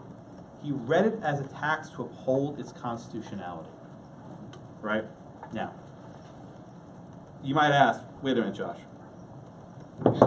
Why did he bother this entire tax charade, right? Why did he bother doing this? If he already found it's unconstitutional under commerce necessary and proper, why did he do this? According to Roberts, the reason why he had to go through the motions of commerce necessary and proper was to justify the saving construction, right? You don't get to a saving construction like this is a last-ditch effort, right? Unless everything else has failed. Okay? Everyone with me? All right. So Verrilli was very successful in the taxing power argument. He was very successful in the tax power argument. He did not do so well, though, on commerce and necessary and proper clause. Why? The government could not identify a limiting principle. Okay? What does this mean, limiting principle? What's a limiting principle? I know what was wrong in this picture. I missed Thomas. I didn't count Thomas, who was leaning back. So Thomas was there, and then it's fine. I just realized what was wrong. He often leans back. He doesn't speak during arguments. People always say it's a sign he doesn't know what's going on. He says the arguments play very little role, which is generally true. John Marshall never asked any questions. He wanted to use that one, but I don't like Marshall, so it's a bad example. The government could identify a limiting principle. In other words, if the government can make you buy a product and shove you into the stream of commerce, what can't they do? Once you're in that stream of commerce, there basically are no limits of what Congress can regulate. And once you're in the stream of commerce with necessary and proper involved, there are really no limits. So what the court did here is basically what they tried doing in Lopez and Morrison. They drew a line. And they said that the power to regulate commerce presupposes commerce exists. in all of the prior decisions of the court always spoke of regulating economic activity. Economic activity.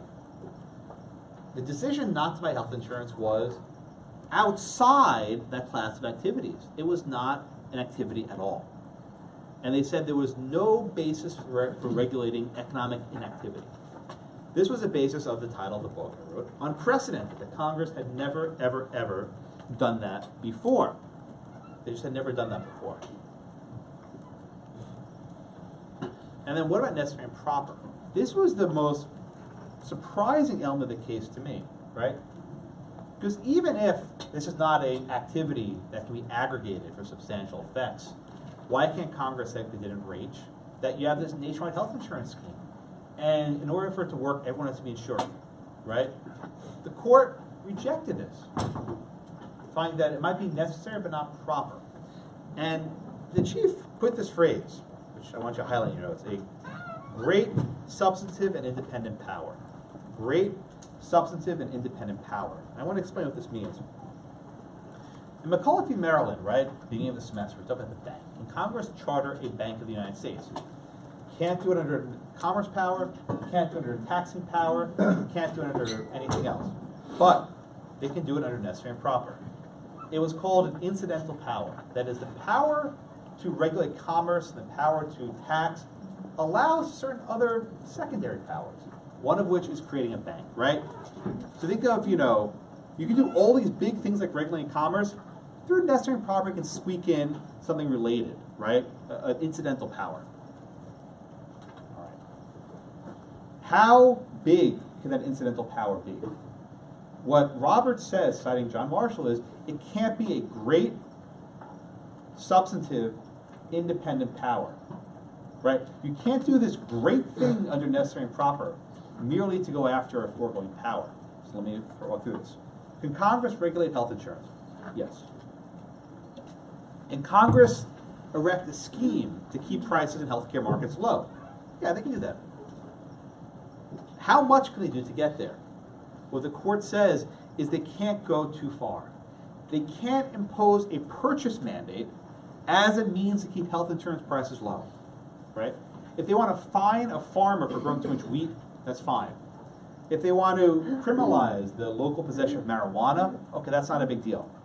But making someone enter the stream of commerce is not a proper exercise of federal power, precisely because it's a great substantive and independent power, GSIP, right? A great substantive and independent power. It goes too far. Has the court ever before struck down a law under this great substantive independent power? Twice. Case we read for class on Thursday. So remember these: Prince, United States, and New York versus United States, right? Those cases were found not to be within Congress's necessary and proper powers. Roberts states it more clearly in those cases. I don't think those cases understood it. Scalia did, but I don't think New York did. Okay? So the court, Roberts, right, says, I reject the commerce argument, right? I reject necessary and proper argument.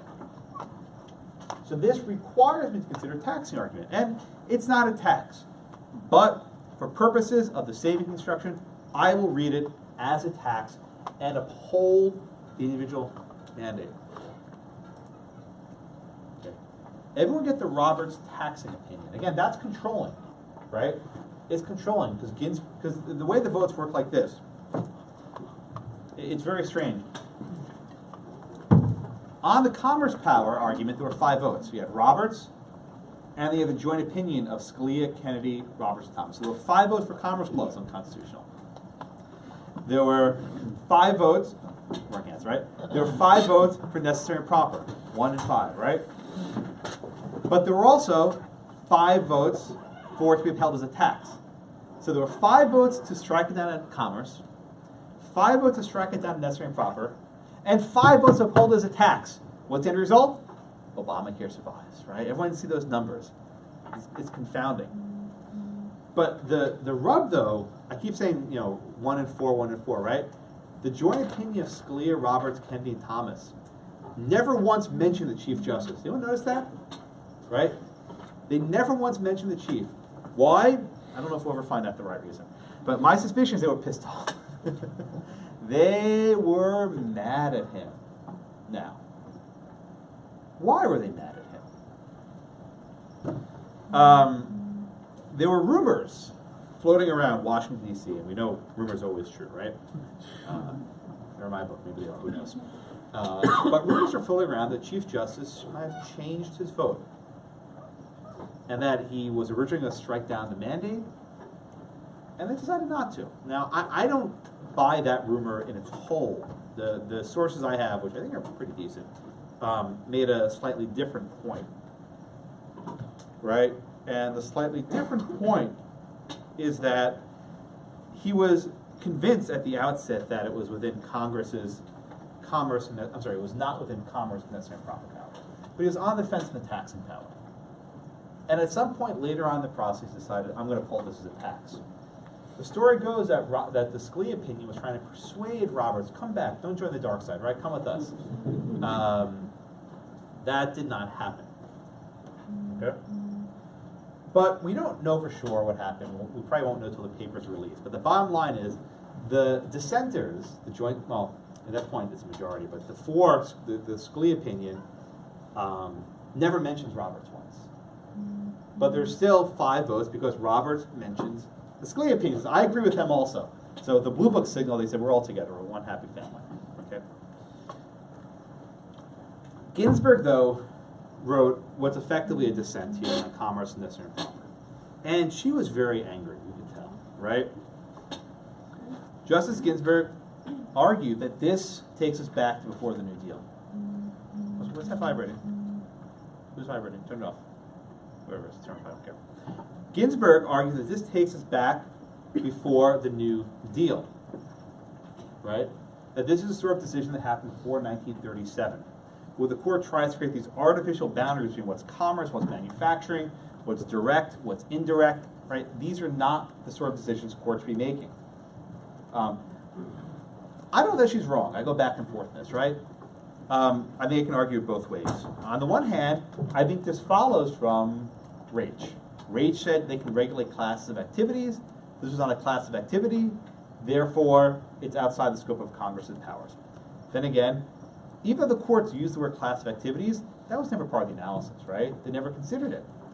And the third hand, often what happens is when you have a new law that does something novel that's never been done before, the courts look at it differently. So I go back and forth in this one. Randy, my co-author, is convinced. I go back and forth depending what day of the week it is, right? But there are arguments, I think, on credible arguments on both sides. This is not Rule 11, though. By no sense is this a sanctionable argument. That one, those professors embarrass themselves, right?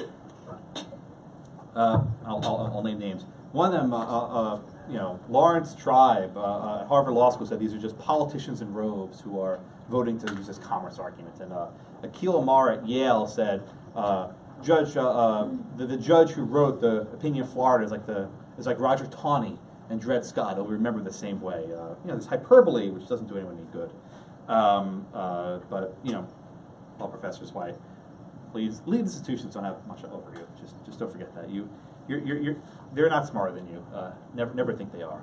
They might have better grades and better rankings, but they're not smarter than you. They often miss stuff because of the bubble they live in. It's something people don't quite appreciate until you leave those institutions. But Ginsburg said this is not how we do things. As for necessary and proper, right? Ginsburg says, we've never done this before, right? We've never struck down law as not being proper. Now, you have the Prince case in New York, but this is a very clear instance where government's regulating individuals. In Prince and New York, the government was regulating state governments. This was a law that applied to individuals. And Ginsburg said this has never been done before. But Ginsburg says, because I more or less agree with the majority, right? Because I more or less agree with the majority in the taxing power, I'll join along, right? I don't think we need a saving construction, but I'll buy with it anyway. That got them to 5 votes. And with that, the ACA survived in large measure. Okay? By the way, this is one of my favorite pictures I found so far. This is Justice Scalia with the head of broccoli. They actually asked about broccoli a couple points during the arguments, and Ginsburg put a lot of effort into broccoli in her opinion. A crown of broccoli. I didn't know it was apparently called a crown. I didn't even know that. But I don't eat it anymore, so not my problem. Okay, are there any questions from the class about the commerce or the necessary and proper taxing power before I go on to the spending power issue? Yes, ma'am. In Ginsburg's Stephanie, yes. Yes. In Ginsburg's opinion or whatever, I thought it was interesting how she thought of Woodford v. Filbert. Oh, like, good. is that regulating the activity of Good, growing okay, or the yeah. inactivity of not buying it in the market? Yeah, right. So let me ask you a question. Stephanie, you raise your hand. Is a decision not to buy health insurance inactivity at all, according to Ginsburg? No. Why not? I don't remember why she said that. But Jonathan, you want to add? Because the decision to forego insurance is hardly inconsequential or equivalent to doing nothing. And then she goes on to say, because at some point you're going to need it, whether it's you're giving birth or you're dying. And why should we foot the bill then for you at a price that we've been covering the whole time so you can enjoy it only when it's convenient? Okay, Clinton, you have a hand up? Yeah, I would have answered that a little differently. I would have said the decision not to buy insurance is essentially self-insuring. Okay, both of you are on the right track. Yeah. What Ginsburg says is going uninsured is self-insurance, right? You can either pay for medical care now through a form of insurance premium, or you can pay for it later and get this huge bill from the doctor, right? But it's a decision nonetheless. So she rejects the argument that it's even inactivity. She said this is. The same way with Wickard v. Filburn, right? Why is it in fact that Congress can say, we're going to tax you or penalize you if you grow too much wheat, or we're going to prevent you from growing the wheat in the first place, right? You look at two different ways. We can either penalize you for growing too much wheat or prevent you from growing the wheat in the first place. There are always two sides of the same coin. Roberts' response to this isn't the best. He says, well, that may make sense to economists, but that's not how the framers would have seen the issue. And I'm paraphrasing the argument, right? That the framers were practical statesmen, and they understood government. And they can't look at this as purely economic lens. But the question that Stephanie asked is a very good question. That is why a lot of law professors said this is Rule 11, right? It's such a stupid argument. That it defies economics, which I think is what you're getting at, right? Okay. But Ginsburg said there's no inactivity, right? People who go uninsured are simply deciding to pay for it later rather than now. Now, one other response to this is, I can go back. I debated this topic more times than I can. I can actually do the debate of both sides and believe both sides. But the other argument is everyone needs health care, but not everyone needs health insurance. Oh. And that the majority tried to distinguish between health insurance and health care. That people may want to pay out of pocket, they may not need insurance. The other side says, well, but you still have to go to the ER and there's cost shifting, other things. And then the other side says, as it turns out, under the ACA, have visits to emergency rooms decreased? Actually, no. People with insurance go to the ER even more so it's not to pay for it. So it's actually increased costs in some respects. I can go back and forth, nonstop. But did she address that issue of self-insuring and saying, well, that's building all of these inferences that just because you self-insure, you'll actually set the money aside for that instead of being prepared? Well, but that's piling inference upon inference, which Congress can't do in Lopez. Right? Congress can't pile inference upon inference. Yeah, Brian? Doesn't the government actually bring financial facts when they're saying their argument as far as bringing the Commerce Clause and the necessary and proper argument into play when they're arguing in front of the Supreme Court? Because they talk about how even if you don't have insurance, you're going to pay X dollars when you go to the emergency room, and you're not going to have to pay if you don't have insurance, but the cost is bared by the hospital, and then they are then subsidized. Oh, yes. And then it's like a trickle-down effect, okay? So this person gets, the hospital gets subsidized by A, and then A gets subsidized by B.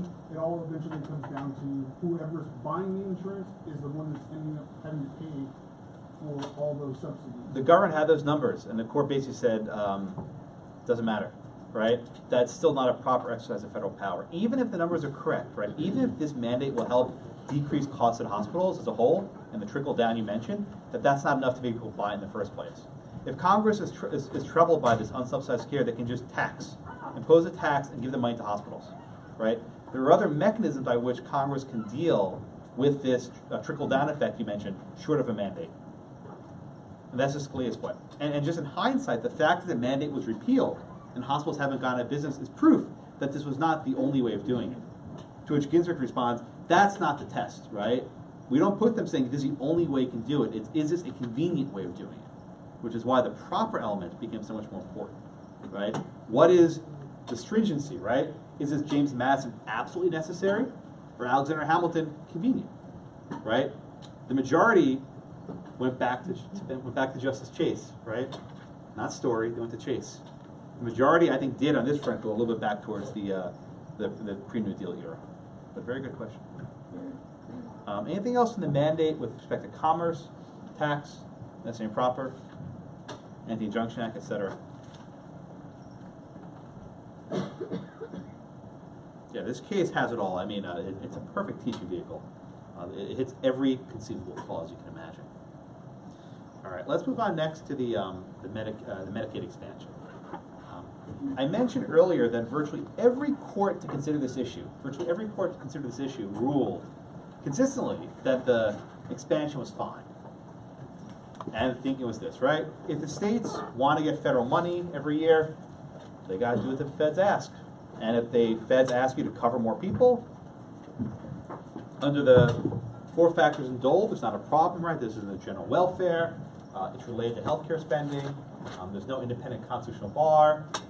But were the conditions clearly stated? So what the states actually argue is that when we joined Medicaid in the 60s or 70s and 80s, the terms were X. And now you're changing the terms to be Y, right? We got to cover more people. They say, look, this is not a clear, unambiguous statement of the rules. And the government said in response, well, as it turns out, every 2 years Congress makes a new appropriation, and every year you got to deal with the new circumstances, right? This is not if you join it once, get the money forever. It's you join it, each year we comply, you get more money. So they didn't actually lose on the 4 factors of Dole, right? They lost on that line between where persuasion becomes coercion, right? This line, which was alluded to by Rehnquist and O'Connor, Jonathan's favorite, right? Where's that line of coercion, right? Where if they take away this sort of funding obligation, will this hurt the states?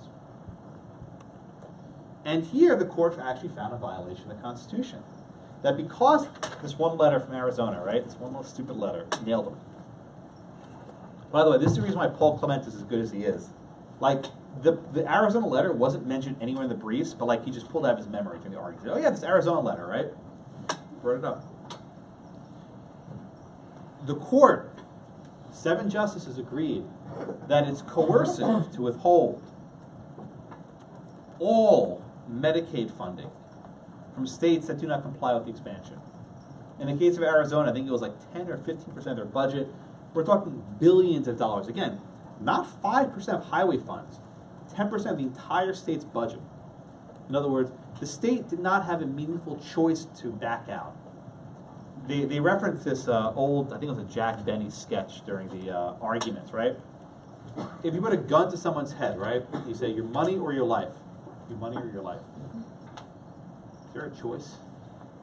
Anyway, the reason why this bit is funny is there's a radio segment where a guy says, your money or your life, right?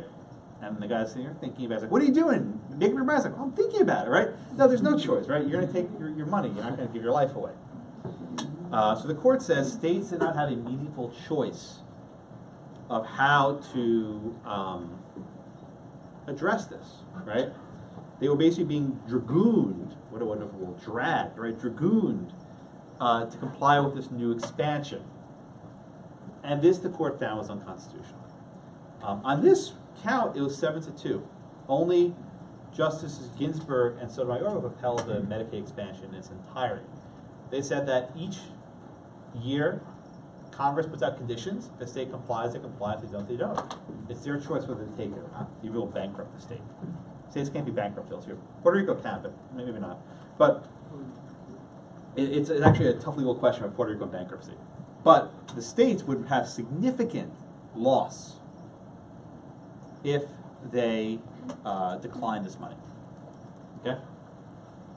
But the vote here was curious. It was 7-2 overall. But the vote split 5-4, or actually 3, 2, and 4 on the remedy.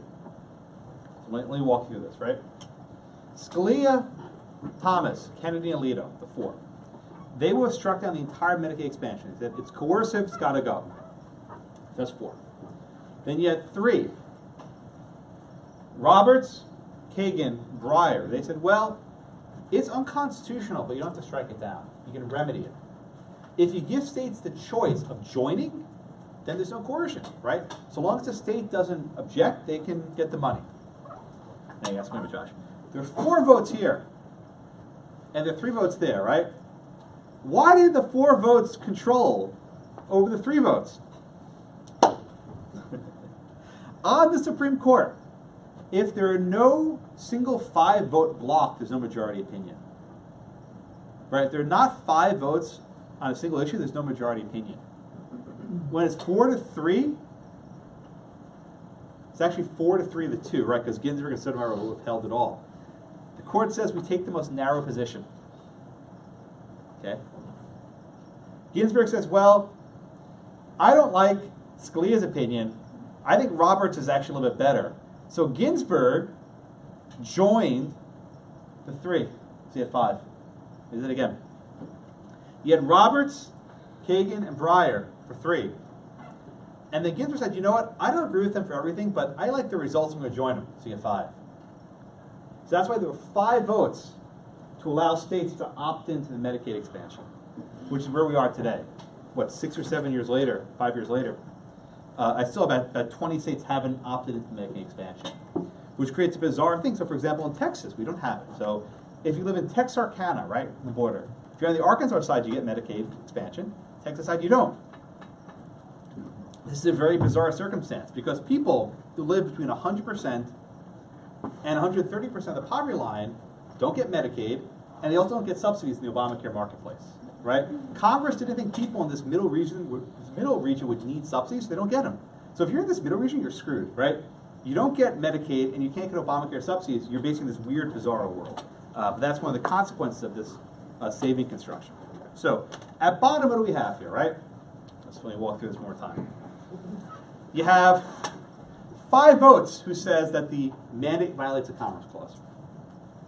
You have 5 votes to say the mandate violates the Necessary and Proper Clause.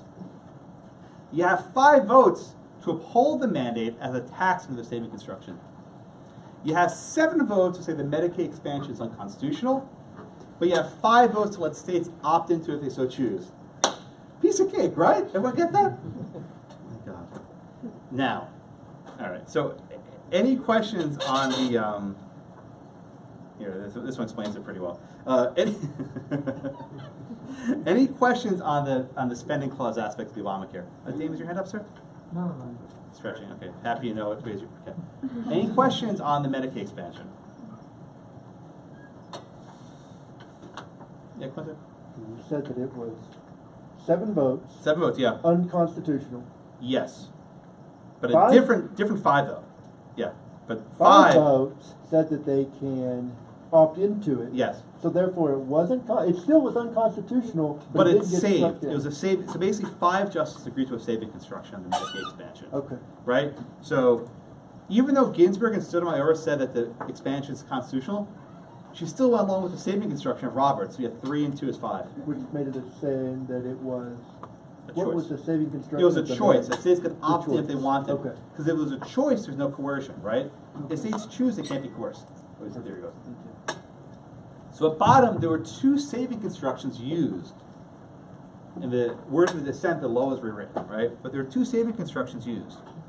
There was first a saving construction to view it as a tax, and then there's a second saving construction to allow states to opt into Medicaid expansion. So at bottom, right, the law more or less survived in its entirety. The mandate remains. The Medicaid expansion exists for states that want it. And again, to this day, I think about 20-odd states haven't opted in, and I don't think they will ever. By the way, remember I said the government covers all the costs for the first 5 years? After 2016, it's only 90% of the costs. Oregon already has to raise taxes to pay for the Medicaid expansion. It's gone far beyond what people expected to go in terms of coverage. It has been out of control. So a lot of states are probably not going to do it ever now because the cost is even higher. Okay, so questions about the opinion? Yes, sir. Would you please define this the concept of saving construction? Okay, thank you. I didn't do that. I should do that. So courts generally have an obligation to avoid striking out statutes unless they really have to, right? It's a respect for the separation of powers. A saving construction is a way of looking at a statute that might not be the best way of reading it, but it's a plausible way of reading it such that it's constitutional. So what Robert said is, it's not a tax, right? Congress didn't call it a tax.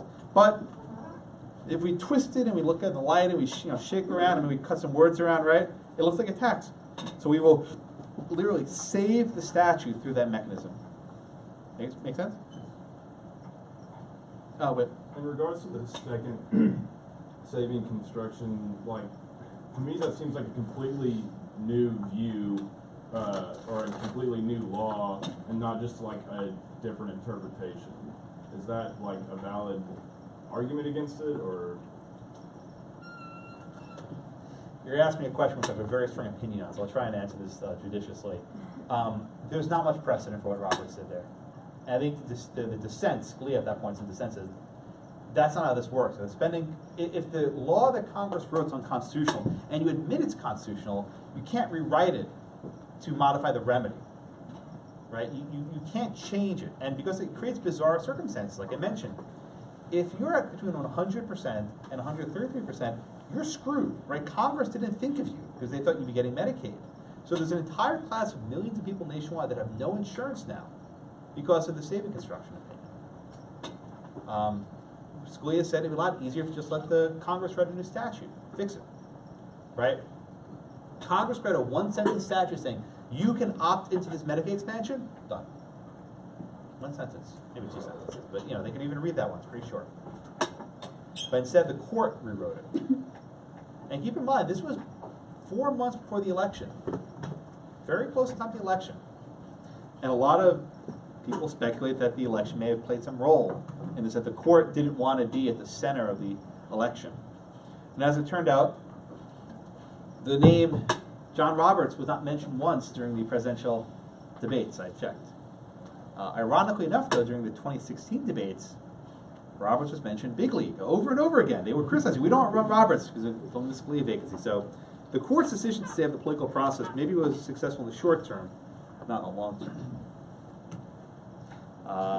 And of course, Justice Thomas is reiterating his position that most of the New Deal is unconstitutional and go back to original meaning. Yeah, Follow-up question to Whit's question. It was Whit's question, right? That's what. Yeah. So when you said the court rewrote the saving, they literally rewrote it. The U.S. Code hasn't changed, right? The book, the actual statute's the same, but they change how the courts understand it. Okay. Right. It's not like John Roberts went to the National Archives, took out a little red pen and changed it in the Library of Congress. Right. But the dissent uses the phrase "rewrite the statute." Not everyone likes that characterization, but that's how the dissent. It's the interpretation. What do you mean by rewrite? That's how the dissent characterizes it. Yeah, Chase. Do you think that if the Democrats' plan wouldn't have fallen through and they would have been able to create a final draft of it, that it would have had a lot less issues? Yes. All right. Yeah, if the statute had gone through a few months more of debates, I think they would have cleaned up a lot of these issues. They couldn't, though, because of Scott Brown. Got the wording right and everything else. I think they would have cleaned it up. Yeah. Yeah, I think they would have cleaned a lot of things up that are really problematic. But they didn't have time. All right. Let me wrap up with a few of the other fun bits of the case. As you can tell, the vote breakdown is very complicated. Very complicated. Right, it took me an hour and a half to explain it to you. The poor reporters, though,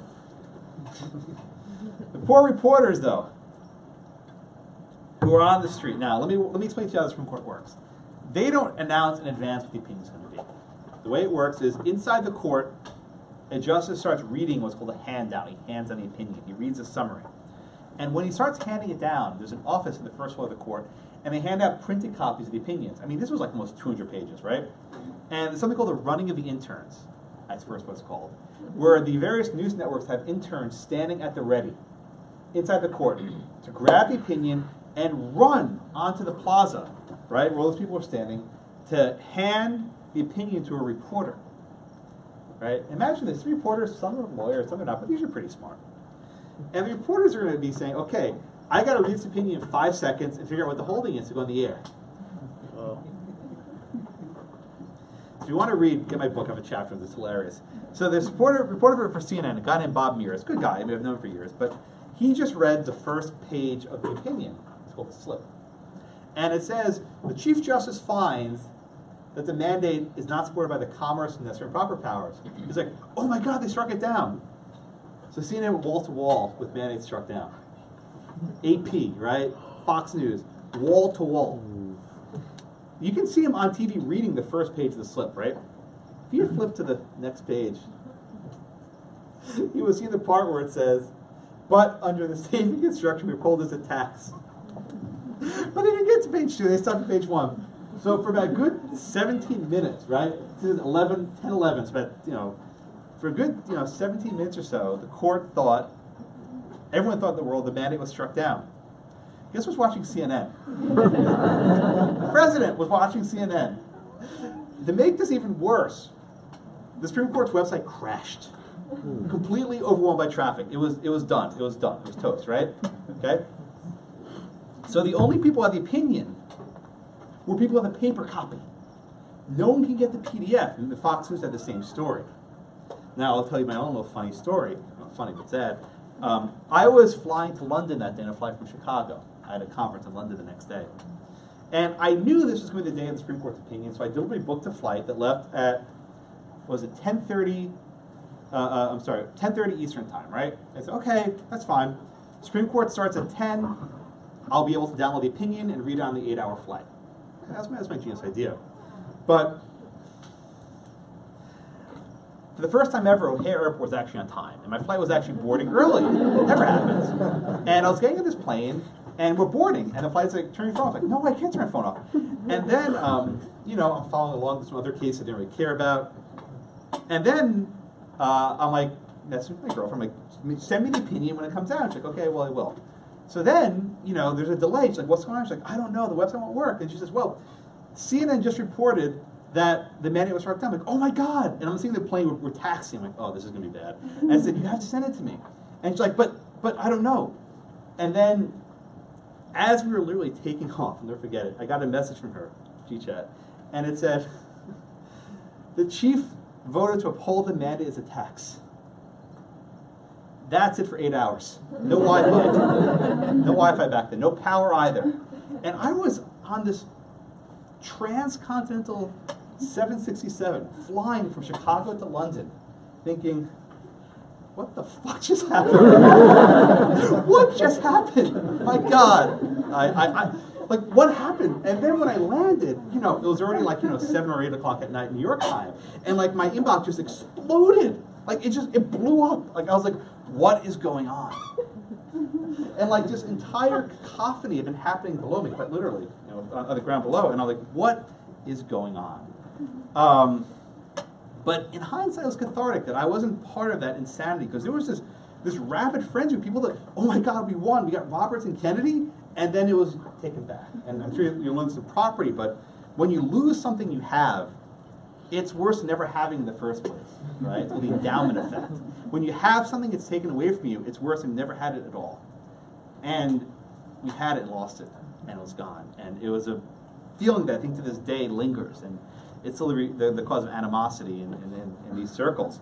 But the other funny part was I had my book. I'd already written the book. I just didn't write the last chapter. And I had written 2 versions of my proposal. I told my agent, okay, this proposal is the court upholds it, and this proposal, they strike it down. I want you to send off whichever one happens. And that's friendly comment, don't say anything, don't say anything, don't say anything. I had to rewrite the proposal. But the opinion itself was just shocking, and still, every time I do this case, I mean it. I was like, maybe it'll come out differently this time. I don't know. It hasn't happened yet. But eventually, someone got the opinion to Obama. They said, look, this is upheld. I was like, yes, we won. And then Fox News and CNN and everyone else, they changed their reports. Yeah, what happened to that reporter? Well, he's not working at CNN anymore, but for different reasons. No, it wasn't his fault, because I mean, Sure. You get this 200-page opinion, and they give you 5 seconds to read it, right? You got to make a snap judgment.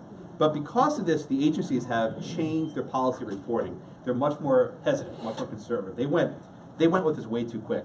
And the worst part was they didn't dial it back. Like for 20 minutes, it was like it's struck down. Then eventually Wolf Blitz's like, I think we have a different report coming in, and then they eventually walked it back. But eventually, this is the happy Obama picture. He won. And this is the Dewey defeats Truman moment with the CNN on the iPad, mandate struck down. I think Verrilli was vindicated. Roberts, yeah. He was assailed by conservatives like Glenn Beck as a coward. And in fact, as you probably saw in the recent election, the justices were saying, we want to pick someone not like John Roberts. Again, it's hard to say. When Roberts was nominated, he was like God, like this like guy who was chiseled from stone to be a justice, right? He fit the bill perfectly. And now he's just looked upon askance by conservative circles as basically a sellout, that he did something that should not be done. Shortly thereafter, Mitt Romney tried running for president on the platform of repealing Obamacare. It didn't go very far because as governor of Massachusetts, he basically created Obamacare. He implemented a mandate in Massachusetts to buy health insurance. It did not work. He lost the election. I had thought at that point that the Obamacare repeal would end and people would move on. It hasn't. I managed to write another book about it, and I think a third book in a couple of years from now. And then a few months later, President Obama had his third oath of office. This was the January 20th one in the White House. I would love to have heard what he and Robert were talking about here. It's like, thanks so much. But there we are. All right, let's stop here.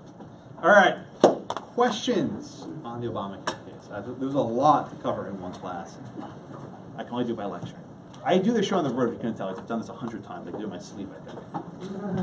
Yeah, Kenny. What is the just give me 2 minutes. People are asking questions. Very rude to your classmates. That's a relevant question, but what is the NFIB? Is it just like a think tank? So NFIB is a National Federation of Independent Business. States can't sue the federal government directly for things that affect individuals.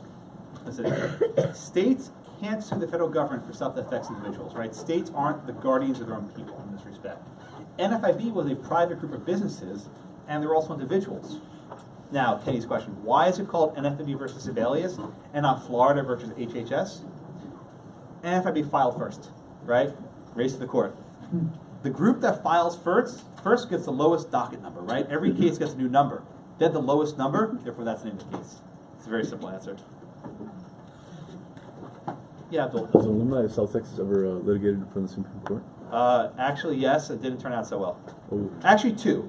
So I'll give you the good and the bad one. So Lynn Liberato, who's actually an alum of South Texas, she argued a very good case. And there was this one, I can't remember the case, it was a great line, where there was a Latin phrase, and Lynn's Italian, and Scalia's Italian. And Lynn said this Italian phrase, and Scalia said, is that how you pronounce that phrase in Latin? And she says, that's how we say it in Texas. And it was just this awesome line.